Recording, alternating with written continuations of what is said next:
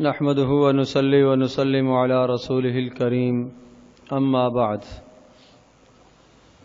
گزشتہ کل پہلے سپارے کے اخیر میں آپ نے یہ مضمون سماعت فرمایا تھا کہ حضرت ابراہیم علیہ السلام نے اللہ تبارک تعالیٰ کے حکم سے اللہ کا گھر اس دنیا میں تعمیر فرمایا، اور جب وہ گھر تعمیر فرمایا تو ابراہیم علیہ السلام نے اللہ پاک کے حکم سے لوگوں میں یہ آواز لگائی کہ اس گھر کا طواف کرنے کے لیے آ جاؤ۔ روایات میں آتا ہے کہ جس آدمی نے عالم ارواح میں اس وقت لبیک کہا اور جتنی مرتبہ لبیک کہا اتنی مرتبہ اللہ تبارک تعالیٰ اسے بیت اللہ کی زیارت کی سعادت عطا فرمائیں گے۔ جب یہ مضمون مذکور ہوا کہ بیت اللہ تمہارا قبلہ ہے اور اسی کی طرف رخ کر کے تم نے نماز پڑھنی ہے، تو یہودیوں نے یہ اعتراض کرنا شروع کر دیے کہ یہ نبی ایک طرف تو یہ کہتا ہے کہ جناب ہم سارے نبیوں کو ماننے والے ہیں اور ہمارا جو قبلہ ہے وہ تو بیت المقدس ہے، اس کی طرف رخ کر کے یہ نماز کیوں نہیں پڑھتے؟ اور پھر مدینہ منورہ میں جب نبی پاک صلی اللہ علیہ وسلم تشریف لے گئے تو آپ علیہ السلام کو یہ حکم ہوا کہ آپ بیت المقدس کی طرف رخ کر کے نماز پڑھیں۔ حضرت صلی اللہ علیہ وسلم نے بیت المقدس کی طرف 17 ماہ رخ کر کے نماز پڑھی۔ پھر یہودیوں نے یہ اعتراض کرنے شروع کر دیے کہ ایک طرف تو یہ نبی کہتا ہے کہ میں ابراہیمی ہوں اور ابراہیم علیہ السلام کی ملت کا پابند ہوں، تو ابراہیم علیہ السلام نے تو بیت اللہ تعمیر کیا تھا، یہ تو بیت المقدس کی طرف رخ کر کے نماز پڑھ رہا ہے۔ تو اللہ تبارک تعالی نے اس سوال کا جواب یہ عنایت فرمایا کہ جس جہت پر تم رخ کرو گے اللہ پاک کو تم پاؤ گے۔ باقی کسی مخصوص جہت کا جب اللہ نے تمہیں حکم دیا ہے وہ اس لیے حکم دیا ہے تاکہ تمہارے اندر اتحاد برقرار رہے۔ آپ نے نماز ادا کی ہے، اگر ہر آدمی اپنی مرضی کے مطابق کوئی مشرق کو، کوئی مغرب کو، کوئی شمال، کوئی جنوب اگر رخ کر کے کھڑا ہو جاتا تو ایک بے ڈھنگی ترتیب ہوتی۔ تو اللہ تبارک تعالی نے امت میں اس اتحاد کو برقرار رکھنے کے لیے ایک جہت کی طرف رخ کرنے کا حکم دیا۔ پھر یہ بات بھی ذہن نشین فرما لیجئے کہ اہل ایمان وہ بیت اللہ کو سجدہ نہیں کر رہے، سامنے تو بیت اللہ ہے لیکن اللہ تبارک تعالی کی ذات عالی چونکہ نظر آنے والی نہیں ہے، اللہ تبارک تعالیٰ کو اس دنیا میں کوئی آنکھ دیکھ نہیں سکتی، تو حقیقت میں سجدہ تو اللہ کو کرنا ہے۔ اللہ نے گویا کہ یہ بتایا کہ میں بیت اللہ پر اپنی تجلیات کو ڈالوں گا، انوارات کو ڈالوں گا، اور تم ان انوارات کی طرف رخ کر کے سجدہ کرنا۔ تو گویا کہ در حقیقت یہ بندہ اللہ ہی کو سجدہ کر رہا ہے۔ لہذا اگر کوئی غیر مسلم یہ اعتراض کرے کہ جناب مسلمان بھی تو ایک پتھر کی طرف رخ کرتے ہیں اور ایک پتھر کو سجدہ کر رہے ہیں، ظاہر سی بات ہے کہ بیت اللہ تو پتھروں ہی کا بنا ہوا ہے، تو عرض کر رہا ہوں کہ در حقیقت بیت اللہ کو سجدہ نہیں کرنا ہے بلکہ بیت اللہ پر وارد ہونے والی اللہ کی جو تجلیات ہیں، انوارات ہیں، ان انوارات کو اہل ایمان سجدہ کرتے ہیں، اور اسی بات کا ہمیں حکم دیا گیا ہے۔ نبی پاک صلی اللہ علیہ وسلم کی یہ چاہت اور تمنا تھی، باوجود یہ کہ اللہ کا حکم آیا کہ بیت المقدس کی طرف رخ کریں، لیکن آپ علیہ السلام کی یہ تمنا تھی کہ میرا جو آبائی قبلہ بیت اللہ ہے اگر اس کی طرف مجھے رخ کرنے کی اجازت مل جائے تو مجھے خوشی ہوگی۔ اللہ تبارک تعالی نے ارشاد فرمایا فَلَنُوَلِّيَنَّكَ قِبْلَةً تَرْضَاهَا فَوَلِّ وَجْهَكَ شَطْرَ الْمَسْجِدِ الْحَرَامِ۔ اب ہم آپ کو راضی کریں گے۔ نبی پاک صلی اللہ علیہ وسلم کی شان دیکھیے، اللہ یوں فرما رہے ہیں کہ جو آپ کی تمنا ہے، جو آپ کی دلی تمنا ہے وہ ہم پوری کریں گے، لہٰذا اب آپ بیت اللہ کی طرف رخ کر کے نماز پڑھیں، اور ہمیشہ ہمیشہ اہل ایمان کا قبلہ وہ بیت اللہ ہی قرار دیا گیا۔ نبی پاک صلی اللہ علیہ وسلم آسمان کی طرف بار بار نگاہ اٹھاتے اور دیکھتے کہ شاید ابھی جبریل آ جائیں اور وہ بیت اللہ کی طرف رخ کرنے کا حکم دیں، شاید جبریل آ جائیں۔ پھر 17 ماہ کے بعد وہ وقت آیا کہ نبی پاک صلی اللہ علیہ وسلم ایک مسجد میں نماز پڑھ رہے تھے، بیت المقدس کی طرف رخ کیا ہوا نماز پڑھ رہے، اور اچانک نماز کے دوران ہی حکم آ گیا، عصر کی نماز کا ٹائم تھا، حضرت صلی اللہ علیہ وسلم کو جب حکم ملا تو نبی پاک صلی اللہ علیہ وسلم نے نماز کے دوران ہی رخ تبدیل فرما دیا، تو 2 رکعتیں بیت المقدس کی طرف ادا کی گئیں اور 2 رکعتیں بیت اللہ کی طرف ادا کی گئیں۔ تو یہ ایک اللہ تبارک و تعالیٰ کا نظام ہے، اور بنیاد یہ بتائی کہ دیکھو اللہ کا حکم ہے، اصل میں تم نے اتباع کرنی ہے وہ اللہ کے حکم کی، چاہے وہ بیت اللہ کی طرف رخ کرنے کا کہہ دے یا چاہے وہ بیت المقدس کی طرف رخ کرنے کا کہہ دے، بنیادی اللہ پاک کے حکم کو ماننا ہے۔ پھر اگلا جو مضمون اس سورہ مبارکہ کے اندر مذکور ہے وہ یہ انسان اپنی اصلاح کیسے کرے، انسان کی اصلاح کے لیے وہ بنیادی اصول اور ضابطے بتائے گئے۔ سب سے پہلی بات یہ ہے یا ایھا الذین آمنوا استعینوا بالصبر والصلاۃ، بلکہ اس سے پہلے فاذکرونی اذکرکم، کہ انسان اللہ پاک تک جب پہنچتا ہے اس کے باطن کی اصلاح جب ہوگی کہ جب یہ اللہ پاک کو یاد رکھے، اللہ کا ذکر کرتا رہے۔ دوسری چیز، دوسرا اصول، شکر اللہ پاک کا کرتا رہے، جو اللہ کی نعمت دی ہوئی ہے اس کا شکر ادا کرتا رہے۔ اور تیسرا اصول اور ضابطہ صبر کا ہے کہ دین پر صبر کرتا رہے۔ دیکھیے صبر کی 3 صورتیں ہیں۔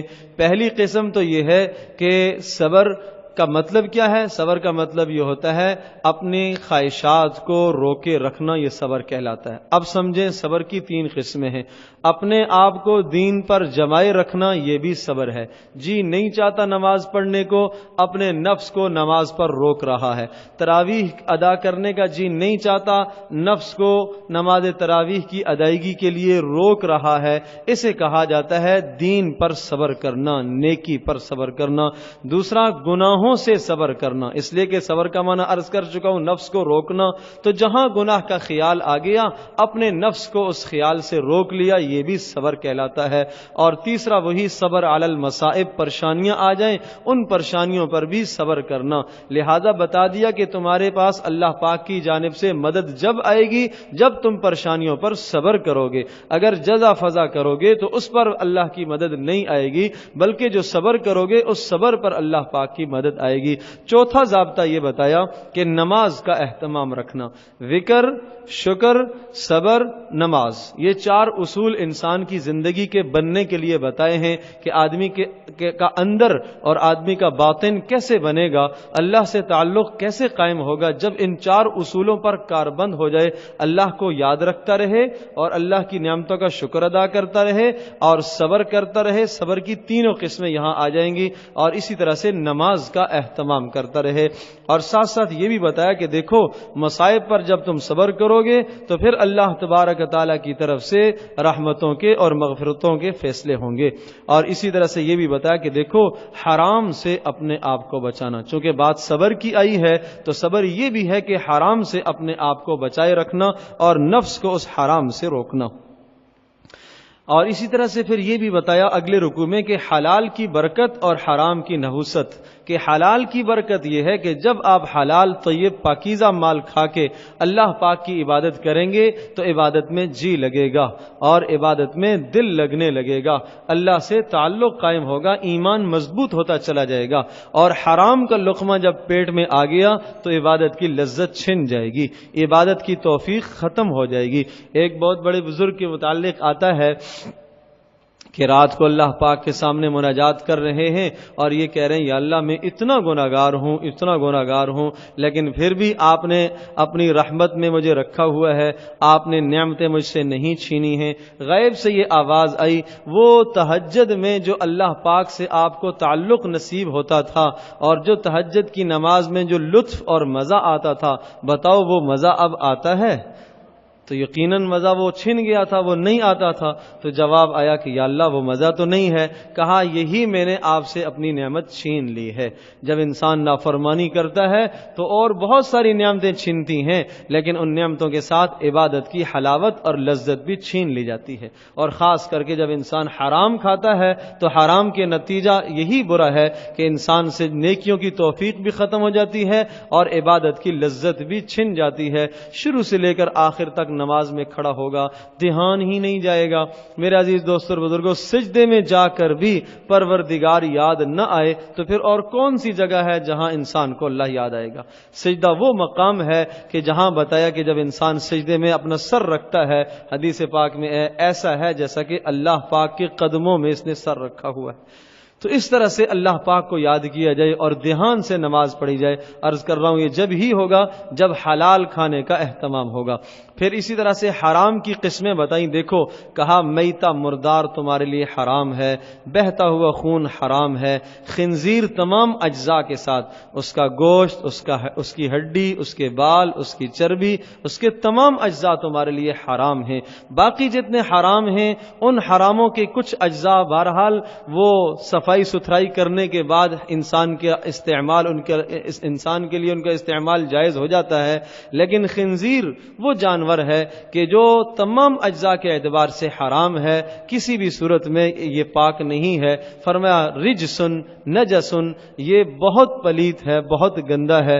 وما اہل بہ لغیر اللہ، اسی طرح سے اللہ کے نام کے علاوہ غیر کے نام پر جو بھی جانور ذبح کیا گیا وہ بھی تمہارے لیے حرام ہے، وہ بھی تمہارے لیے ناجائز ہے.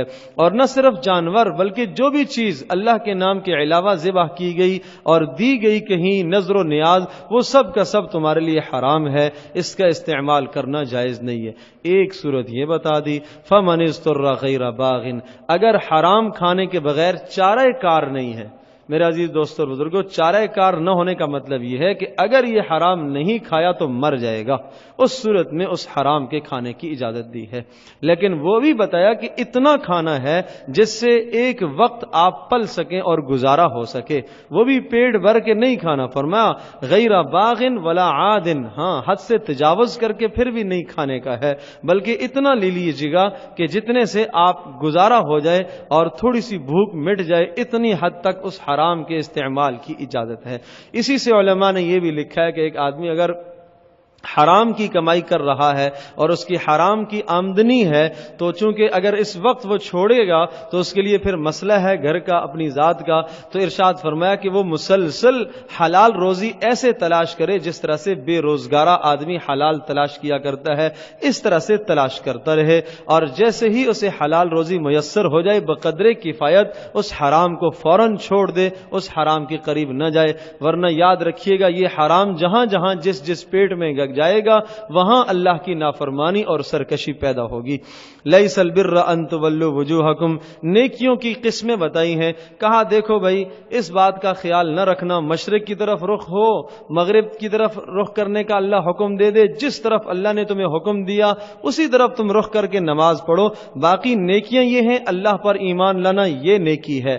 آخرت پر ایمان لانا، فرشتوں پر ایمان لانا، نبیوں پر ایمان لانا، اور باوجود یہ کہ مال سے محبت ہے پھر بھی اللہ کے راستے میں خرچ کرو گے، یہ نیکی ہے. اس نیکی کی طرف آؤ. اور کس پر خرچ کرنا ہے؟ اپنے قریبیوں پر خرچ کرنا ہے، یتیموں پر، مسکینوں پر، مسافروں پر، اور ان لوگوں پر کہ جو سوال کرنے والے ہیں. وفر رقاب، گردن چھوڑانے پر بھی مال خرچ کرو. گردن چھوڑانے کا مطلب کیا ہے؟ کوئی قیدی ہے اس کے آزاد کرنے میں اگر تمہارا مال جاتا ہے یہ بھی خیر کا کام ہے. اسی طرح سے ایک آدمی قرضے میں جھکڑا ہوا ہے، اس کی گردن پھنسی ہوئی ہے اور اس کو لوگ تنگ کر رہے ہیں، تو ارشاد فرمایا اس موقع پر بھی آپ کا مال خرچ کرنا یہ خیر کا مصرف ہے، بہترین جگہ ہے، یہاں مال خرچ کرو.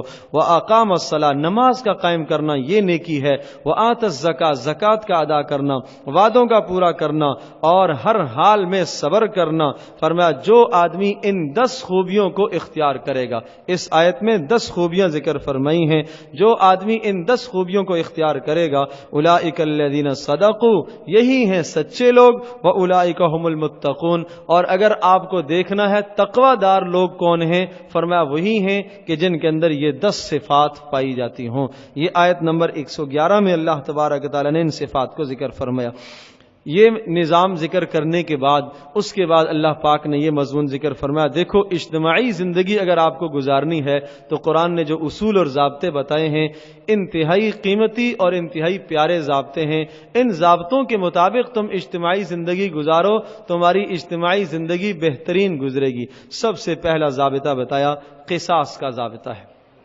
یہ قصاص کا ضابطہ کیوں بتایا؟ تاکہ ناحق کوئی قتل نہ ہو۔ اگر کسی انسان نے کسی کو ناحق قتل کیا ہے، بغیر کسی وجہ اور سبب کے قتل کیا ہے، تو ارشاد فرمایا بدلے میں اس قاتل کو قتل کیا جائے گا۔ اور قتل جب حق کے طور پر ہو تو اس کی 3 ہی صورتیں ہیں، یعنی قتل کرنا جائز کب ہوتا ہے؟ یا تو قصاصاً کسی کو قتل کیا جائے، اور یا کوئی مرتد ہو گیا اس کو قتل کر دیا گیا، یا کسی نے زنا کیا اور وہ شادی شدہ ہے اس کو سنسار کیا جائے گا۔ یہ 3 صورتیں ہیں انسان کے مارنے کی، ان 3 صورتوں میں انسان کی گردن ماری جائے گی۔ اس کے علاوہ کوئی اور صورت شریعت نے نہیں بتائی جس پر انسان کی گردن ماری جائے اور اسے قتل کیا جائے۔ ارشاد فرمایا دیکھو یہ قصاص تمہارے لیے رحمت ہے کہ ایک آدمی اگر قتل کیا جائے گا قصاصاً تو باقیوں کی جانیں بچ جائیں گی۔ اگر ہر ظالم کو یہ پتہ ہوگا کہ اگر میں نے ناحق کسی کو مارا ہے تو مجھ سے پوچھا جائے گا اور مجھ سے جو ہے وہ باز پرس کی جائے گی، قصاص لیا جائے گا، تو پھر وہ اس جرم سے رک جائے گا۔ اور اگر دنیا میں وہ نہیں رکتا تو آخرت میں بڑا عذاب ہے، بہت سخت عذاب ہے۔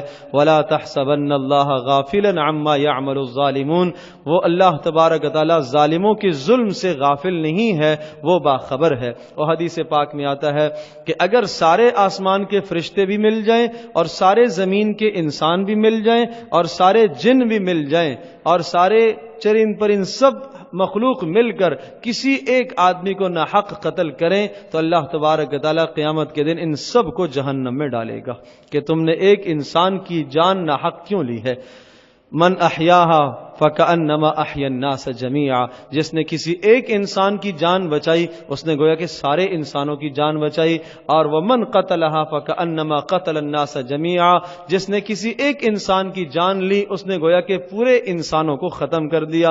اس لیے قتل کا کرنا بہت بڑا جرم ہے اور انسان کی جان بہرحال قابل احترام ہے۔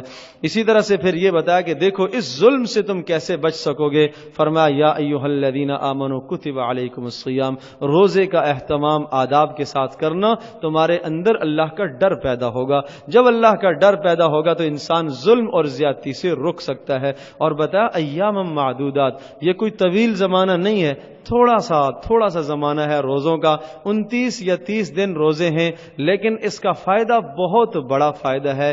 ہیں تو دن تھوڑے سے لیکن فائدہ اس کا ہمیشہ ہمیشہ ہے۔ اور پھر یہ بھی بتایا کہ دیکھو اللہ پاک سے مانگتے رہنا، دنیا کے اندر اللہ پاک سے مانگتے رہنا۔ اللہ کا سہارا اگر تم لے کر نہیں چلو گے تو تمہاری دنیا نہیں بنے گی۔ جب اللہ سے تم مانگو گے تو 2 شرطیں ہیں، 2 باتیں لے کے آنا، اللہ پاک تمہاری دعاؤں کو قبول کرے گا۔ وَإِذَا سَأَلَكَ عِبَادِي عَنِّي فَإِنِّي قَرِيبٌ أُجِيبُ دَعْوَةَ الدَّاعِ إِذَا دَعَانِ فَلْيَسْتَجِيبُوا لِي وَلْيُؤْمِنُوا بِي۔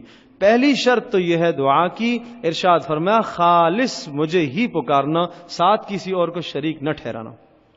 اگر چاہتے ہو کہ دعا قبول ہو تو ارشاد فرمایا پہلی بات تو یہ ہے کہ خالص مجھے ہی پکارنا۔ جب میرے سامنے ہاتھ پھیلاؤ گے تو اپنے ذہن اور خیال میں کسی اور کو نہ لے کے آنا، خالص مجھے ہی لے کے آنا۔ اور دوسری بات وَلْيُؤْمِنُوا بِي، مجھ سے بدگمان نہ ہونا، مجھ سے بدگمانی نہ کرنا، امید رکھنا کہ میں تمہاری دعا کو قبول کروں گا۔ یہ 2 شرطیں لے کر جب تم آؤ گے اللہ سے مانگو گے تو اللہ تبارک و تعالیٰ دعا کو قبول کریں گے۔ اسی طرح سے اگلا ایک ضابطہ بتایا کہ دیکھو اللہ سے تعلق قائم کرنا ہے تو پھر وَأَنْتُمْ عَاكِفُونَ فِي الْمَسَاجِدِ، اعتکاف کا اہتمام کرو۔ یہ چونکہ رمضان کے آخری عشرے میں ہوتا ہے، اس کے مسائل تفصیل سے عرض کریں گے۔ اور اسی طرح سے پھر یہ بتایا وَلَا تَأْكُلُوا أَمْوَالَكُمْ بَيْنَكُمْ بِالْبَاطِلِ، اجتماعی زندگی کا ایک یہ بھی اصول بتایا کہ جب آپ اجتماعی زندگی گزارو گے تو دیکھنا ایک دوسرے کا مال نہ کھا جانا، خیال کرنا کہ کسی کا مال تمہارے پاس ناجائز طریقے سے نہ آ جائے۔ اگر ناجائز طریقے سے تمہارے پاس مال ہے، انما یاکلون فی بطونہم نارا، یہ ایسا ہے جیسا کہ اپنے پیٹ کے اندر آگ بھر رہا ہے۔ حرام مال، ناجائز مال کسی کا غصب کر کے کھانا ایسا ہے جیسا کہ پیٹ کے اندر آگ بھر رہا ہے۔ تو ارشاد فرمایا کہ پیٹ کے اندر آگ مت بھرنا، بلکہ اس بات سے ڈرتے رہنا کسی کا مال نہ کھانا۔ اور اسی طرح سے پھر یہ بھی بتایا، چوتھا اصول اور ضابطہ یہ بتایا کہ دیکھو جاہلیت کے جو رسوم ہیں ان سے بچ کے رہنا۔ جاہلیت کس کو کہتے ہیں؟ قرآن اور سنت سے ہٹ کر کوئی بھی زندگی ہے، قرآن اور سنت سے ہٹ کر کوئی بھی قانون اور ضابطہ ہے، قرآن اسے جاہلیت کی زندگی کہتا ہے۔ تو فرمایا کہ ان تمام چیزوں سے اپنے آپ کو پیچھے رکھنا، رسوم سے، معاشرہ کیا کہتا ہے، ماحول کیا کہتا ہے، نہیں، آپ نے یہ دیکھنا ہے کہ آپ کا اللہ کیا کہتا ہے، آپ کے نبی کا کیا طریقہ ہے، اس میں تمہاری کامیابی ہے۔ اور اسی طرح سے پھر یہ بھی بتایا کہ دیکھو حج کے ذریعے سے بھی تمہارا اللہ پاک سے تعلق قائم ہوگا۔ حج کے مسائل بھی اللہ پاک نے ذکر فرمایا کہ یہ وہ عبادت ہے جس میں تمہارا مال بھی خرچ ہوگا اور اسی طرح سے تمہاری جان بھی وہاں لگتی ہے، اور اس کے ذریعے سے اللہ پاک سے تمہارا تعلق قائم ہوگا۔ اور ساتھ ساتھ یہ بھی بتایا کہ جب حج کی سعادت تمہیں نصیب ہو تو اس موقع پر میدان محشر کی حاضری بھی یاد کرنا کہ سارے کے سارے انسان ایک ہی لباس میں جمع ہوتے ہیں۔ یہ تذکیر ہے اور یاد دہانی ہے کہ تمہیں میدان محشر میں اسی طرح سے اللہ کے حضور جمع ہونا ہے۔ چھٹا حکم اور ضابطہ اور اجتماعی زندگی کا اصول یہ بتایا کہ سارے کے سارے پورے اسلام میں داخل ہو جاؤ، جزئی اسلام میں مت داخل ہو جاؤ کہ اسلام کی کچھ باتیں لے لیں اور کچھ باتوں کو ٹھکرا دیا، نہیں، اسلام کی ساری باتوں کو تسلیم کرو اور قبول کرو، اسی میں تمہارے لیے کامیابی ہے۔ اسلام کی چھتری کے نیچے آ جاؤ، اسی میں تمہارے لیے کامیابی ہے۔ ادخلوا فی السلم کافہ، اگر تم کامیابی چاہتے ہو تو مکمل طور پر اسلام کے سپرد اپنے آپ کو کر دو، سر سے لے کر پاؤں تک اپنے آپ کو اسلام کے سپرد کر دو۔ ساتواں حکم یہ بیان فرمایا، دیکھو جو دخول جنت آسان نہیں ہے، جنت کا داخلہ آسان نہیں ہے، جنت کے لیے بڑے بڑے مصائب اور پریشانیاں آئیں گی، ان پریشانیوں سے گزرنا ہوگا جب اللہ تبارک و تعالیٰ تمہارے لیے جنت کا فیصلہ فرمائیں گے۔ آٹھواں اصول اور ضابطہ یہ بتایا، یسألونک عن الخمر والمیسر، دیکھو شراب سے اپنے آپ کو بچانا، جوئے سے اپنے آپ کو بچانا، یہ اتنی سخت برائیاں ہیں کہ جس سے معاشرہ بگڑ جاتا ہے، پورا معاشرہ شراب کی بنیاد پر بگڑ جاتا ہے۔ جس معاشرے میں شراب عام ہو جائے اس معاشرے کی اصلاح کبھی بھی نہیں ہو سکتی۔ جس معاشرے میں ظلم اور زیادتی ہو جائے، بقول حضرت عمر رضی اللہ تعالیٰ عنہ کہ وہ فرمایا کرتے تھے، اللہ پاک کفر تو برداشت کر لے گا لیکن ظلم برداشت نہیں کرتا۔ جس معاشرے کے اندر کفر ہو وہ معاشرہ پھر بھی برقرار رہ سکتا ہے، لیکن جس معاشرے میں ظلم ہو وہ معاشرہ کبھی بھی برقرار نہیں رہ سکتا۔ تو جب انسان شراب کا عادی ہو جاتا ہے پھر ظلم اور زیادتیاں بھی کرتا ہے۔ نبی پاک صلی اللہ علیہ وسلم نے ارشاد فرمایا، اجتنبوا الخمر، شراب سے اپنے آپ کو بچانا، فإنها ام الخبائث، یہ تمام گناہوں کی جڑ ہے۔ اور پھر ارشاد فرمایا کہ جو آدمی شراب کا عادی ہوگا اسے جہنم کے اندر جہنمیوں کے بدن سے نکلنے والا خون اور پیپ پلایا جائے گا۔ یہ اس شراب کی سزا ہے جو دنیا میں پیا کرتا تھا، اور اس سے یہ کہا جائے گا کہ یہ جو تو مزے لے لے کے شراب دنیا میں پیا کرتا تھا یہ اس کی سزا ہے۔ اور ایک حدیث پاک میں آتا ہے کہ سب ہم نشین شراب پینے والے جو ایک ساتھ مل کر پیا کرتے تھے وہ جہنم میں آپس میں جمع ہوں گے اور ایک دوسرے کو گالیاں دیں گے اور لعن طعن کریں گے اور کہیں گے کہ کاش ہم تمہارے ساتھ اگر دوستیاں نہ رکھتے تو کتنا اچھا ہوتا۔ معلوم یہ ہوا کہ یہ شراب کی برائی ہمارے اندر کیسے آئے گی؟ یہ اس طرح سے آتی ہے کہ جب انسان کی صحبت گندی ہوتی ہے، بری صحبت آدمی بیٹھتا ہے تو اس برائی کا ارتکاب ہو جایا کرتا ہے۔ اس لیے انسان کو چاہیے کہ اچھی صحبت اختیار کرے۔ یہ تو وہ اصول اور ضابطے تھے جو اجتماعی زندگی کے متعلق تھے۔ اب انفرادی زندگی کے متعلق چند ضابطے اللہ نے ذکر فرمائے۔ سورۃ البقرہ کے اندر احکام بڑی تفصیل سے اللہ پاک نے ذکر کیے ہیں، لیکن ان احکام میں سے عرض کیا کچھ اجتماعی ضابطے اجتماعی زندگی کے اور کچھ انفرادی زندگی کے۔ اب دیکھ لیجئے انفرادی زندگی کے کیا ضابطے ہیں۔ فرمایا وَلَا تَنْكِحُوا الْمُشْرِكَاتِ حَتَّى يُؤْمِنْ، انفرادی زندگی گھریلو زندگی کا آغاز میاں بیوی سے ہوتا ہے۔ ضابطہ بتایا، دیکھو نکاح کے لیے نیک صالح عورت کا انتخاب کرنا، نیک صالح عورت کا انتخاب کرنا، حسن و جمال کو بنیاد مت بنانا بلکہ نیکی اور تقوی کو بنیاد بنانا۔ مردوں کو بھی حکم دیا کہ آپ نے اگر اپنی بیٹیوں کا نکاح باہر دینا ہے تو آپ بھی جو اپنے لیے داماد اختیار کریں گے وہ بھی نیک صالح اختیار کریں، وہ بھی حسن و جمال یا مال کی کو بنیاد نہ بنائیے بلکہ اس کے اخلاق کو دیکھیے، یہ تمہارے لیے دنیا کے اندر بھی اور آخرت کے اندر بھی بہتر ثابت ہوگا۔ دوسرا ضابطہ یہ بتایا وَيَسْأَلُونَكَ عَنِ الْمَحِيضِ، کہ اگر عورت ایام کے اندر ہے تو کیا ایام کے زمانے میں اس کے پاس جانا جائز ہے؟ ارشاد فرمایا فاعتزلوا النساء فی المحیض، ہم بستری اس زمانے میں نہیں کر سکتا، باقی اس کے ساتھ جو ہے اٹھنا بیٹھنا اور اس کے ہاتھ کا پکا ہوا کھانا، اس میں کوئی قباحت نہیں ہے، اس کے ساتھ اٹھنا بیٹھنا شرعاً جائز ہے۔ نبی پاک صلی اللہ علیہ وسلم سے پہلے کا جو زمانہ تھا اس زمانے میں یہ ہوتا تھا کہ جب عورت ان ایام میں آیا کرتی تھی تو اسے گھر سے باہر نکال دیا جاتا تھا اور باہر اس کی ایک جھونپڑی بنا دی جاتی تھی، جیسے جانور کتا گائے بیل اس قسم کے جانور ہوتے ہیں اس طرح سے اسے باہر بند کر دیا جاتا تھا اور وہاں اس کے سامنے کھانا ڈال دیا جاتا تھا۔ لیکن اسلام نے عورت کو یہ مقام دیا، بس اتنا بتایا کہ انسان اپنی تسکین کو اس زمانے میں پورا نہ کرے، باقی یہ ہے کہ اٹھنا بیٹھنا اس کے ساتھ اختیار کر سکتا ہے اور کھانا پینا بھی اس کے ساتھ اختیار کر سکتا ہے۔ ساتھ ساتھ یہ بھی بتایا کہ دیکھو جب انسان گھریلو زندگی میں ہوتا ہے بیوی کے سامنے کبھی کبھار بہت سارے معاملات میں آدمی کو قسمیں کھانی پڑتی ہیں، ارشاد فرمایا خیال رکھنا جھوٹی قسم سے اپنے آپ کو بچانا، یہ بڑا گناہ ہے۔ کہیں ایسا نہ ہو کہ بیوی کو راضی کرنے کے لیے جھوٹی قسمیں کھا لو اور آخرت کی پکڑ تمہارے اوپر آ جائے۔ اور ساتھ یہ بھی بتایا کہ اگر کسی ناراضگی کی وجہ سے تم بیوی سے علیحدہ ہو گئے ہو، علیحدہ ہونے سے مراد کیا ہے؟ طلاق نہیں، طلاق کے احکام آگے آ رہے ہیں۔ یہ علیحدگی وہ ہے کہ ایک آدمی جا نہیں رہا اور اس کے ازدواجی تعلق بھی پورے نہیں کر رہا اور اس کے قریب بھی نہیں جا رہا اور بات چیت بھی نہیں کر رہا، تو فرمایا کہ ایسا کرنا تو نہیں چاہیے، گناہ گار ہوگا، بغیر کسی سبب اور عذر کے ایسا کرے گا تو یہ گناہ میں شمار ہوگا۔ لیکن ساتھ ساتھ یہ بتایا کہ ایسا کرنا یہ طلاق نہیں ہے۔ پھر یہ بھی بتایا کہ والمطلقات یتربصن بانفسهن ثلاثه قروء، وہ عورتیں جنہیں طلاق دی گئی ہیں وہ 3 ماہواریاں گزاریں گی اور 3 ماہواریاں گزر جانے کے بعد وہ مرد سے جدا ہو جائیں گی اور پھر وہ اپنا علیحدہ سے نکاح کر سکتی ہیں۔ ساتھ ساتھ طلاق کے احکام اور طلاق کا طریقہ بتایا۔ کیا طریقہ بتایا؟ ارشاد فرمایا الطلاق مرتان، دیکھو طلاق رجعی وہ ہے صرف 2 طلاقیں ہیں۔ اچھی طرح سے ذہن نشین فرما لیجئے، آج ہمارے معاشرے میں طلاق کی جب بات آتی ہے تو 3 سے کم کوئی طلاق دیتا ہی نہیں ہے۔ ہم شاید سمجھتے ہیں کہ بیوی اس وقت تک ہم سے جدا نہیں ہوگی جب تک ہم 3 طلاقیں نہ دیں، حالانکہ شریعت نے جو طریقہ بتایا طلاق دینے کا وہ بہترین طریقہ بتایا۔ اور آپ علیہ السلام نے ارشاد فرمایا ابغض المباحات عند اللہ الطلاق، جائز چیزوں میں سب سے ناپسندیدہ چیز اللہ کے نزدیک طلاق ہے، لہذا اس سے بچتے رہنا۔ اور یہ بھی سن لیجئے جو آدمی بلا کسی سبب اور بغیر وجہ کے طلاق اپنی بیوی کو دے دیتا ہے وہ دنیا کا نظام ہے، کل اس کی بیٹی کے ساتھ بھی ایسا حشر ہو جائے گا۔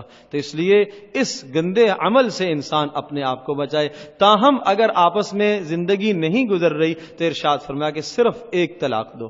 1 طلاق کیا ہوتی ہے؟ آدمی کہہ دے بھائی میں اس کو طلاق دیتا ہوں، میں نے اس کو طلاق دے دی ہے، بس 1 مرتبہ یہ لفظ کہہ دے۔ جب 1 مرتبہ یہ لفظ کہہ دیا تو 3 مہینے کے اندر اگر آدمی رجوع کر لیتا ہے، عورت کو ندامت ہو جاتی ہے، اسے ندامت ہو جاتی ہے، تو بس 1 مرتبہ زبان سے کہہ دے گا میں نے رجوع کر لیا، رجوع ہو جائے گا۔ اگر 2 طلاقیں دی ہیں جب بھی اسی طرح سے رجوع ہو جائے گا۔ لیکن اگر بیک وقت اس نے 3 طلاقیں نکال دی تو پھر مصالحت کے سارے دروازے بند ہو جائیں گے، کوئی صورت نہیں بنے گی۔ تو اس لیے ان 3 کا لفظ نہ استعمال کیا جائے، اس سے اپنے آپ کو بچایا جائے۔ جو کام 1 طلاق سے ہو سکتا ہے 2 سے ہو سکتا ہے تو کیا ضرورت ہے 3 ہی دینا ہے؟ اور پھر یہ بھی ذہن نشین فرما لیجئے، آپ علیہ السلام نے ارشاد فرمایا کہ طلاق وہ چیز ہے چاہے غصے سے دی جائے، چاہے سنجیدگی سے دی جائے، چاہے مذاق سے دی جائے، جس صورت میں طلاق دی جائے طلاق بہرحال واقع ہو جاتی ہے۔ اس کے لیے یہ نہیں ہے کہ جناب غصے سے ہے، ظاہر سی بات ہے کہ طلاق اسی صورت میں انسان استعمال کرتا ہے جب آدمی کو غصہ آتا ہے، کوئی پیار محبت کا تحفہ تو ہے ہی نہیں ہے۔ اس لیے عام طور پر لوگ یہ آ کے کہتے ہیں کہ جناب غصے میں طلاق دے دی تھی، جناب ایسے طلاق دے دی تھی۔ تو اچھی طرح سے ذہن نشین فرما لیجئے کہ طلاق کے لیے کوئی مذاق نہیں ہے، جس طرح سے آدمی طلاق دے گا، جس موقع پر طلاق دے گا طلاق واقع ہو جائے گی۔ چاہے عورت حاملہ ہے جب بھی طلاق ہو جائے گی، چاہے عورت ایام میں چل رہی ہے جب بھی طلاق واقع ہو جائے گی، اور کسی بھی حالت میں عورت ہے طلاق واقع ہو جائے گی۔ اور یہ بھی سن لیجئے کہ طلاق دینے کے لیے یہ بھی ضروری نہیں ہے کہ عورت سامنے موجود ہو۔ ایک آدمی نے اس کی غیر موجودگی میں بھی یہ کہا کہ میں اپنی بیوی کو طلاق دیتا ہوں، جب بھی طلاق واقع ہو جائے گی۔ اور یہ بھی سن لیجئے کہ اگر کوئی آدمی آدمی اسٹامپ پیپر پر دستخط کر لیتا ہے، وہاں طلاق نامہ لکھا ہوا ہے، اگر وہاں دستخط کر لیتا ہے، زبان سے کوئی لفظ اس نے نہیں کہا، اسے معلوم ہے کہ یہاں طلاق لکھی ہوئی ہے، تو اس سے بھی طلاق واقع ہو جائے گی۔ پھر یہ اسٹامپ پیپر ضروری نہیں ہے کہ عورت تک پہنچ جائے تو جب طلاق واقع ہوگی، پہنچنا ضروری نہیں ہے، بس اس مرد نے اپنی منہ سے طلاق کا لفظ کہہ دیا یا اس نے تحریر کر دیا تو اس سے طلاق واقع ہو جائے گی۔ بہرحال گھریلو زندگی میں انسان اس چیز سے اپنے آپ کو بچائے کہ بلا وجہ کہیں عورت کو طلاق نہ پڑ جائے۔ اور پھر ارشاد فرمایا فَإِن طَلَّقَهَا فَلَا تَحِلُّ لَهُم بَعْدُ حَتَّى تَنكِحَ زَوْجًا غَيْرَهُ، دیکھو اگر تم نے طلاق دے دی ہے تو دیا ہوا مہر واپس نہ لینا۔ یہ دیا ہوا مہر واپس لینا کوئی عقل مندی نہیں ہے۔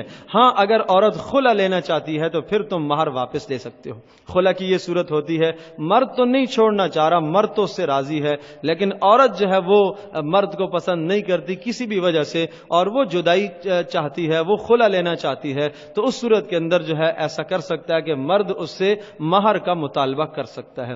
لیکن یہ بات بھی ذہن نشین فرما لیجئے کہ یہ جو خلع آج کل کے زمانے میں عدالتی خلع ہوتا ہے، جس میں شوہر کو اطلاع بھی نہیں ہوتی، شوہر کو پتہ بھی نہیں چلتا، اس سے خلع نافذ نہیں ہوتا، وہ عورت بدستور اسی کی بیوی برقرار رہے گی، اس سے خلع نافذ نہیں ہوگا۔ خلع کے لیے ضروری ہے کہ شوہر بھی سامنے ہوگا اور شوہر کی بھی بات کو عدالت سنے گی، جب جا کے خلع نافذ ہوتا ہے۔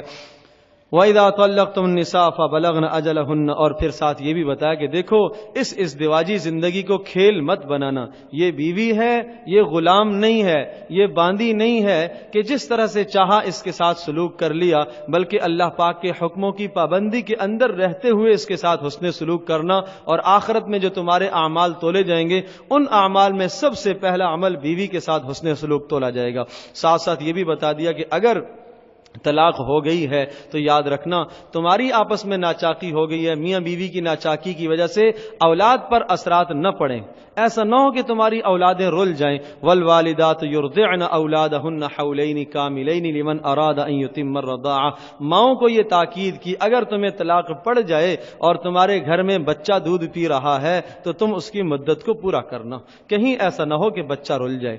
اور ہاں یہ بات تو ضرور ہے وَعَلَى الْمَوْلُودِ لَهُ رِزْقُهُنَّ وَكِسْوَتُهُنَّ بِالْمَعْرُوفِ، کہ بچہ جب تک نابالغ ہے اس کی نسبت ہر حال میں باپ ہی کی طرف رہے گی، لیکن اگر بچہ تربیت کی اسے ضرورت ہے تو پھر وہ بچہ ماں کے پاس جائے گا، جب تک وہ دودھ پلانے کے قابل ہے یا تربیت کے قابل ہے اور اس کی صفائی ستھرائی کا مسئلہ ہے، اس وقت تک تو وہ بچہ ماں کے پاس رہے گا، اس کے بعد وہ باپ کے پاس آ جائے گا، اور بالغ ہونے کے بعد پھر اس بچے کو اختیار ہے، چاہے ماں کے ساتھ رہنا اختیار کرے چاہے باپ کے ساتھ رہنا اختیار کرے، لیکن ساتھ ساتھ اولادوں کو یہ چاہیے کہ بہرحال اگر میاں بیوی کے درمیان میں ان کے ماں باپ میں جدائیاں واقع ہو گئی ہیں تو ان کا باپ بدستور وہی باپ ہے اور ماں بھی بدستور وہی ماں ہے۔ کیا مطلب ہوا کہ اگر یہ ماں کے ساتھ رہنا پسند کرتے ہیں تو ماں کی بات سن کر باپ کے ساتھ زیادتی نہ کریں، اگر باپ کے ساتھ رہنا پسند کرتے ہیں تو باپ کی باتوں کو سن کر ماں کے ساتھ زیادتی نہ کریں، کسی فریق کے ساتھ زیادتی نہ ہو۔